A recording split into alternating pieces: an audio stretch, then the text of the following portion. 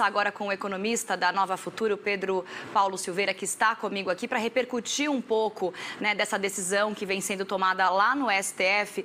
Pedro Paulo, antes de tudo, muito boa noite para você. Eu queria que, antes da gente começar a entrar, como que você avalia a importância de se discutir esse assunto neste momento em que a gente vive uma situação ainda de economia tentando voltar a retomada aí do crescimento? Como que você avalia essa discussão nesse momento? Boa noite, Fabiana. Obrigado pelo convite, muito gentil. Eu acho que tudo que o governo está tentando fazer para colocar a economia em funcionamento novamente, porque a economia está praticamente parada, né? Nós tivemos um primeiro trimestre ruim, o atual trimestre, me parece, ainda tem necessidade de alguns impulsos. Então, o governo está tentando destravar as possíveis amarras sobre os investimentos, e essa questão das privatizações para o governo é crucial, é uma maneira que ele enxergou, que todo governo enxerga, de atrair os investidores privados para alguns negócios e permitir que sejam feitos investimentos lá. Fazendo investimentos, você volta a movimentar a economia. E isso estava travando um pouco os investimentos, isso estava gerando muitas dúvidas.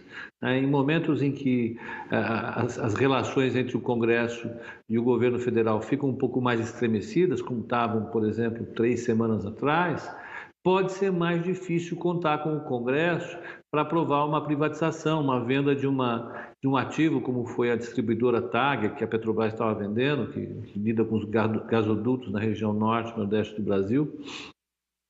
Então, pode ser mais difícil, isso gera mais dúvidas. No momento em que você tem muita incerteza pelos agentes privados, pelos empresários, ter essa questão não resolvida estava pesando. E talvez isso seja importante agora para o governo ver a sua estratégia mais adequada nesse momento. Comparação do que acontece hoje, Pedro Paulo, e com o que aconteceu no passado, na história do nosso país, de que maneira essa decisão, né, atrapalhou lá atrás, né, o nosso governo?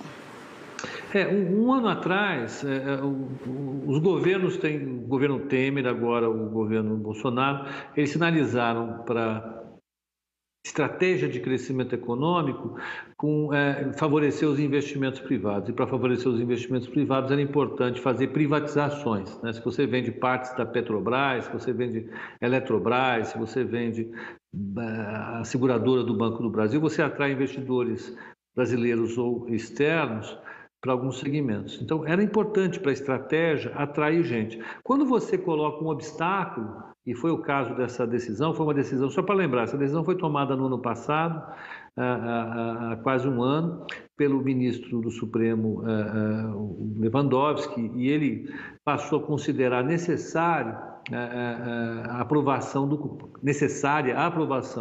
por parte do Congresso de qualquer venda de ativo que pertença à empresa estatal. Ele interpretou dessa maneira a lei, a Constituição, e a partir desse momento, dessa liminar que foi concedida por ele, nenhum ativo poderia ser vendido sem autorização do Congresso Nacional. E foi isso que está sendo rediscutido agora, hoje, né, começou ontem, hoje está sendo rediscutido, é esse voto do ministro Lewandowski.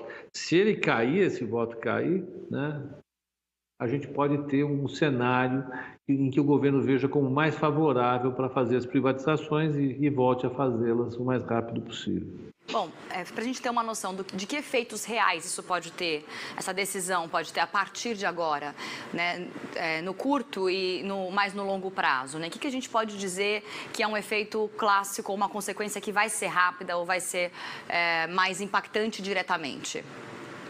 Olha, Fabiana, um dos problemas que a gente tem hoje, com certeza, é a falta de confiança dos agentes econômicos. Eles estão com muitas dúvidas em relação ao crescimento global, em relação ao crescimento no Brasil, tem muitas dúvidas em relação à capacidade que a economia brasileira tem de recuperar sua dinâmica de crescimento, e isso tem feito com que eles adiem as suas decisões de gastar. Se eles não gastam, a economia de fato não cresce, né? Se ninguém acredita que pode gastar, se as famílias não gastam, se os empresários não gastam, não cresce.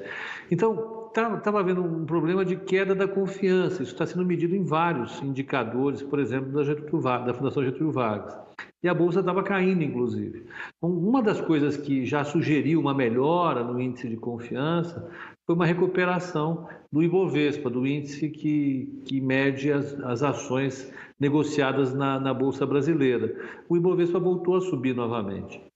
Hoje, em particular, as ações das empresas estatais, Eletrobras, a BB Seguridade, a Eletrobras, a própria Petrobras, voltaram a subir novamente, porque os agentes começaram a ver de maneira mais otimista a perspectiva dessas ações que podem ser vendidas novamente. Se esse ciclo é retomado, se a confiança na economia é retomada, provavelmente isso vai liberar os agentes econômicos, as famílias, as empresas, a voltarem a gastar novamente. Se eles voltam a gastar, esse é o primeiro, é o requisito inicial que a gente tem para que a economia volte a crescer, os empregos voltem a florescer na nossa sociedade.